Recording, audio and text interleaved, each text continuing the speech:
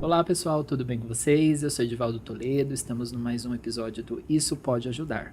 E hoje com a doutora Lívia Bissoli, que é pneumologista, e eu vou ler aqui porque é grande, doutora, seu currículo, e ela faz parte do membro da Comissão Científica de Câncer de Pulmão da Sociedade Brasileira de Pneumologia e Tissologia. Seja bem-vinda. Muito obrigada, Edivaldo, obrigada pelo convite. Eu que agradeço. Doutora, um assunto que é triste por conta da evolução, né, que é a DPOC. Como que ela inicia, como que é o diagnóstico, como que esse paciente evolui. Eu tenho alguns casos que são controláveis dentro de casa, somente com as medicações inalatórias, mas outros casos precisa do oxigênio, do suporte de O2. Sim. Quero que discorra tudo sobre isso. É genético, não é genético? A pessoa utilizou tabaco, enfim, quero tudo. Sim. Tirar todo o seu conhecimento. DPOC tem bastante coisa. Tem bastante pra gente conversar. Assim, ó, DPOC é uma doença que, bom, né, às vezes, né, até para a gente começar pela sigla, né, doença pulmonar obstrutiva crônica, porque às vezes a gente fala para o paciente, você tem DPOC, o que é isso? Né? Então, DPOC, na verdade, é um grupo de doenças ali que englobam principalmente o enfisema e a bronquite crônica, que na grande maioria das vezes, né, são desencadeados pelo tabagismo, tá, Edivaldo? É uma doença que tem uma relação, assim, muito estreita com exposição. Né? Então, assim, desde do tabagismo, que a pessoa foi fumante, sim, tabagismo passivo, pode ter relação com exposição ocupacional, por exemplo, né? E ações químicas na indústria e tudo mais. Isso. E até exposição à queima de biomassa, a gente fala. Então, às vezes a pessoa morava numa casa que tinha fogão a lenha, né? Por muitos anos ficou inalando aquela fumaça ali, utilizando o fogão a lenha e nem imaginava que depois de anos poderia evoluir com DPOC. Então, assim, é uma triste realidade mesmo, porque se você pensar, é uma doença evitável, né? Se não existisse toda essa exposição aí. Existe, sim, causa genética, mas é a minoria dos casos, né? Uma porcentagem muito pequena, tá? Irrelevante. Até irrelevante. E aí, né, os sintomas da doença, Edivaldo. Então, geralmente, né, o paciente que faz uso lá do cigarro, né, por muitos anos, ele começa a sentir algum nível de cansaço, né? Eles contam, às vezes, como um fôlego curto, né, um cansaço que antes não existia. E geralmente começa por um cansaço assim para grandes esforços, né? Então uma subida, uma ladeira, uma escada, às vezes até para uma atividade física que antes ele fazia, né, tranquilamente, hoje ele já sente ali alguma restrição. Além do cansaço, né, pode existir também uma tosse crônica geralmente, que pode ser produtiva.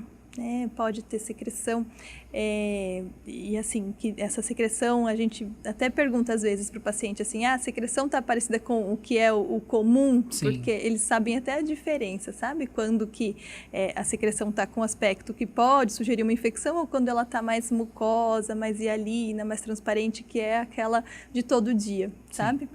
E pode ter sibilância também, que é o chiado aí no peito. Né? Esses são os sintomas mais importantes da DPOC.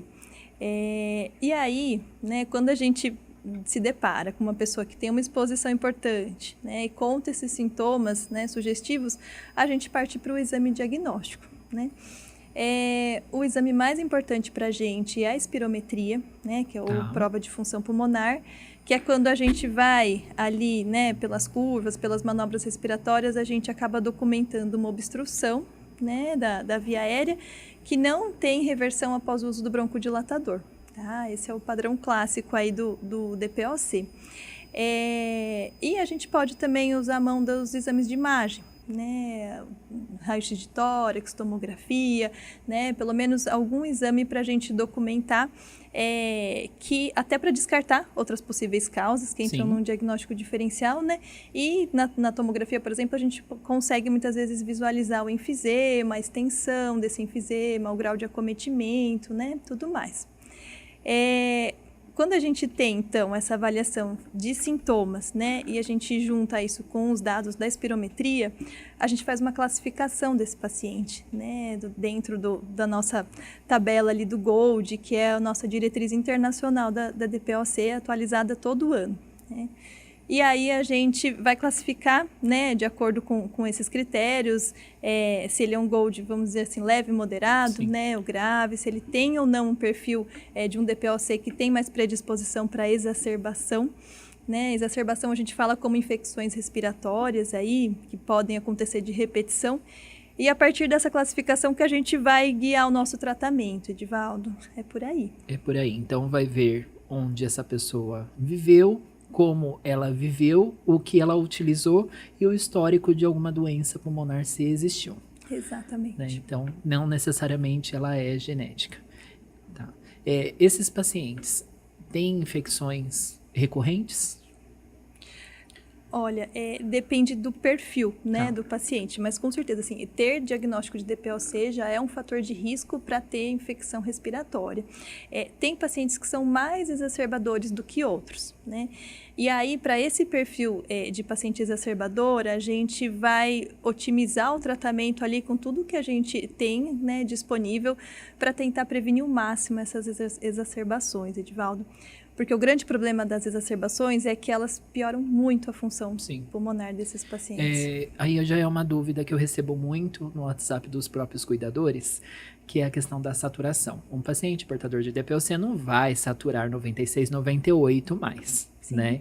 E às vezes o padrão respiratório e de saturação dele é um pouco diferente.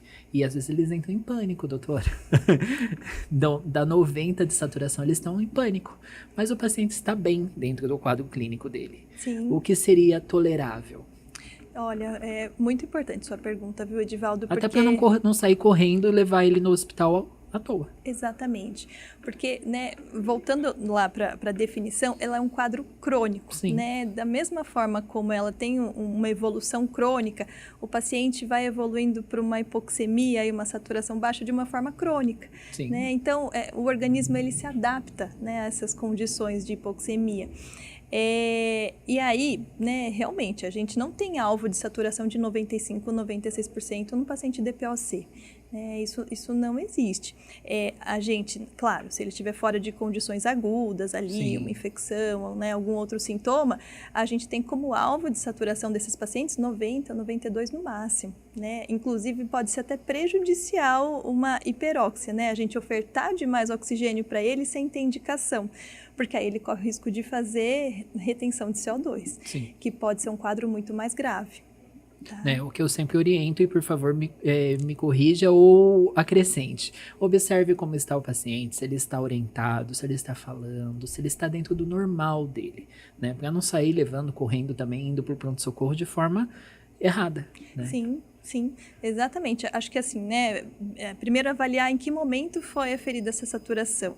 Porque o paciente que tem DPOC, depois de um esforço, provavelmente a saturação vai cair, né? Ele tem ali uma alteração nos alvéolos, então ele tem uma dificuldade ali da troca gasosa.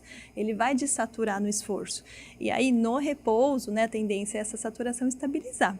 Tá? Outra dica que eu sempre dou, assim, aferir sempre no mesmo dedo, na mesma mão, né? Porque tem alteração, já que, né, o oxímetro ele se baseia ali pela circulação. Então, não é uma medida assim estática, objetiva. A gente tem uma oscilação ali dessa medida. E, de fato, se o paciente estiver bem, né, com essa saturação de 90, 92, está excelente. A gente tem, assim, de critérios de indicação de oxigênio, paciente que tem uma saturação abaixo de 88. Né? E isso, ainda assim, não é uma urgência prescrever esse oxigênio. Né? A gente prescreve numa tentativa de prevenir complicações crônicas, né? A médio e longo prazo, evolução para uma hipertensão pulmonar, por exemplo, mas não que seja uma urgência esse oxigênio. Sim. Pacientes cardiopatas podem evoluir para uma DPOC ou não? Ou é mito?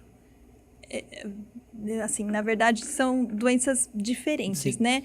Às vezes, o que acontece é que o paciente tem o mesmo fator de risco para ambas as doenças, né? Então, o tabagismo... Por isso que ele acaba associando a mesma patologia.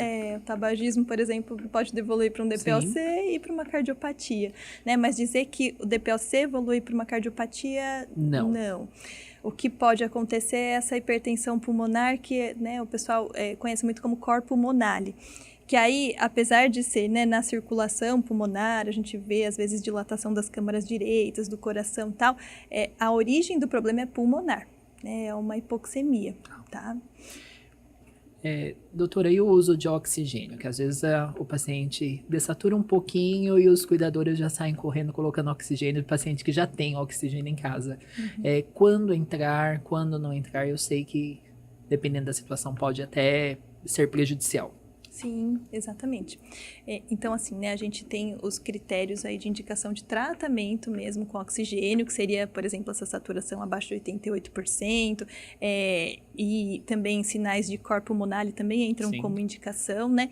Mas, na verdade, a gente faz uma prescrição, por exemplo, do tempo, né, da carga horária que ele tem que usar de oxigênio para não evoluir ou piorar esse corpo pulmonar, né? Então, o paciente tolera a hipoxemia. Isso que é importante a gente explicar muitas vezes para o cuidador, né, Edivaldo? Que se ele fez um esforço e caiu ali para 85, pós-banho, por exemplo, geralmente cai a saturação, Sim. né? Só dele ficar em repouso, recuperar ali a respiração, isso sobe para 88, 90, Deixa ele se fica recompor. bem. Né? Exatamente. E a reabilitação da DPLC? Como que é esse processo de estabilidade desse paciente? Perfeito, Edivaldo. Olha, a reabilitação é extremamente importante, né, no tratamento da DPOC. Reabilitação, ela é, assim, praticamente um divisor de águas, né, quando a gente acompanha esses pacientes. Eu digo reabilitação para aqueles casos mais graves, né? Para os casos mais leves pode até ser o exercício mesmo, né? Mas assim, a gente precisa de massa muscular para esses pacientes. Assim, além do exercício aeróbico, eu preciso de massa muscular, porque a DPOC vai levando uma caquexia, né? E a gente fala que é uma engrenagem ali, o músculo, o coração e o pulmão, tudo funciona junto. Então, se eu consigo fazer um esforço gastando menos da minha carga, né, energética do músculo, eu poupo o meu pulmão. Então, assim, é fantástico. A gente até teve uma aula agora no congresso e o professor fez esse comentário. Ele falou, olha, se eu pudesse escolher um tratamento para DPOC, seria a reabilitação. Reabilitação, perfeito. E o paciente que é muito emagrecido e ainda tem condições de fazer uma atividade, mesmo que moderada, é o indicado. Se ele tiver condições de fazer, sim. Até porque, assim, atividade física, mesmo com profissionais, né, de educação física, Sim. tomando os cuidados com saturação ali, né, se for o caso de um paciente, um DPLC mais grave, mas com certeza, exercício é sempre benéfico, né, lógico, num momento estável, fora de exacerbação, mas assim, o desfecho desse paciente, o acompanhamento dele é muito melhor. Fibrose pulmonar. Onde está a diferenciação dessa linha? É mais ou menos assim, DPOC está num extremo, fibrose em outro, né? Fibrose pulmonar é, assim, praticamente o protótipo aí das doenças restritivas do pulmão, né? DPOC a gente fala que é o carro-chefe das obstrutivas e a fibrose das restritivas. Então, o raciocínio da fibrose, ele é completamente diferente. É como se a gente tivesse ali uma cicatrização exagerada do pulmão, né? Às vezes a gente encontra algumas explicações também que eles falam como se fosse um pulmão pequeno. E de fato, assim, o que a gente vê é que essa cicatrização exagerada ali do pulmão também vai levando à perda de função pulmonar e que os sintomas acabam sendo parecidos com o DPOC, né? Mas a origem do problema é totalmente diferente. Então, né, o paciente costuma ter muito cansaço, pode ter queda da saturação do oxigênio, às vezes pode ter uma dor torácica aos esforços, né? Então, assim, e também é uma doença que acaba levando a uma caquexia. Mas a gente tem uma lista grande de causas que podem levar à fibrose pulmonar, né? Então, a gente tem que sempre investigar para ver se a gente consegue tratar uma dessas causas. É que para um leigo olhando, clinicamente, parece a mesma coisa. Parece a mesma coisa. E, assim, só complementando, Edivaldo, às vezes a gente tem associação das doenças, né? Às vezes a gente pode associar. Pode. Às vezes a gente pega. E o tratamento, como que faz nesse caso? Difícil, né? Fica difícil. A gente acaba tratando tudo que é possível, né? Priorizando o que está mais grave, o que está mais extenso. Ou no momento. Ou no momento, né? Mas aí o risco é muito maior, né? E quando o paciente ainda é tabagista? Pois é. Lúcido e ainda é tabagista. E aí? Como que é essa abordagem de conscientização, doutora? Olha, Edivaldo, eu acho que a primeira conversa, né, com o tabagista, seja, né, pneumopata ou não, tem que ser sempre com o intuito de acolher.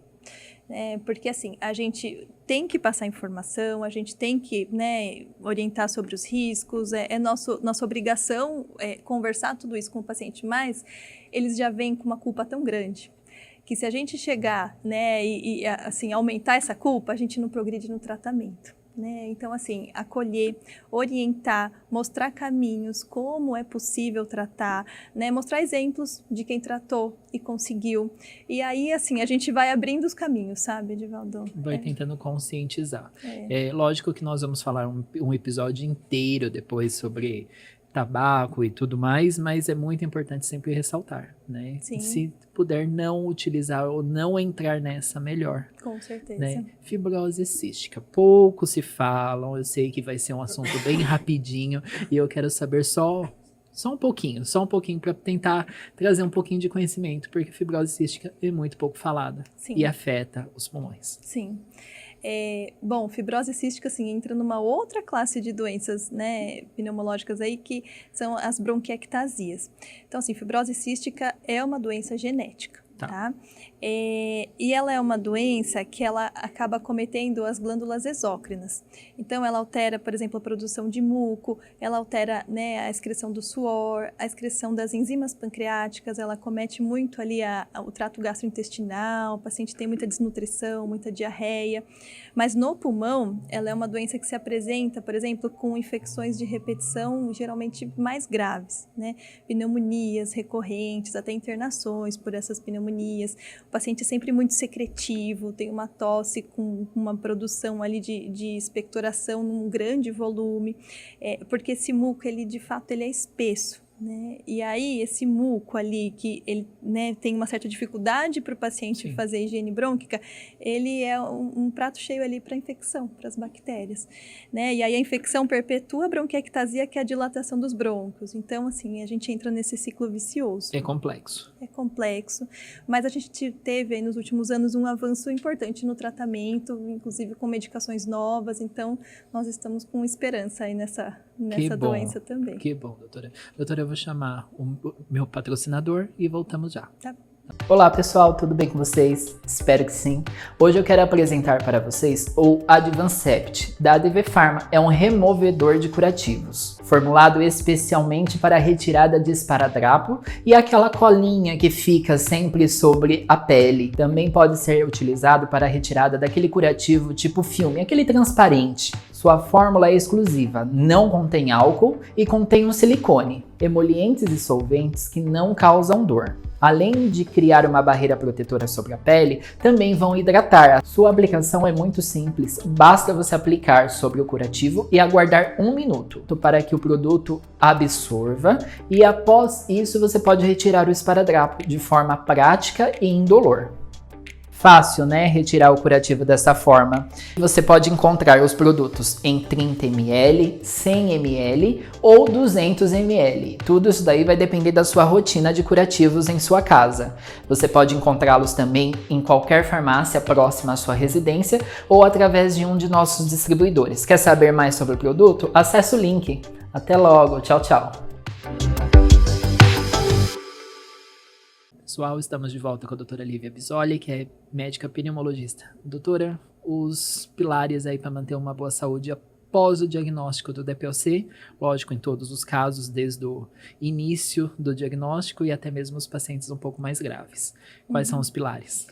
Bom, fazer um acompanhamento regular, né, com o pneumologista, para uma avaliação e reavaliação periódica da medicação, geralmente uma medicação de uso contínuo, vacinação, exercício físico ou reabilitação pulmonar, né, que é extremamente importante para o paciente DPOC, e acho que manter uma boa saúde em geral. Tudo isso favorece, né, Edivaldo? Que bom. Então, vacinação, atividade física se possível, reabilitação pulmonar. É isso. O básico para um paciente ter uma qualidade de vida. Perfeito.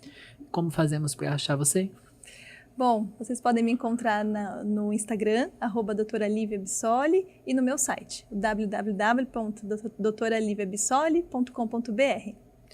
Que bom, doutora. Muito obrigado por ter vindo no nosso programa. Agradeço. Foi uma senhora aula sobre Eu que DPOC, agradeço. saúde pulmonar. E vamos seguindo. Próximo episódio nós vamos falar com mais conteúdo ainda. Muito E para obrigada. você que precisa de atendimento domiciliar e cuidadores, entre em contato conosco, que é o 11 94007 5391, ou no nosso Instagram, @edivaldo.toledo, ou no @isso pode ajudar. Caso tenha alguma sugestão de pauta, também pode deixar lá pra gente, tá bom? Aguardo você e até semana que vem. Tchau, tchau.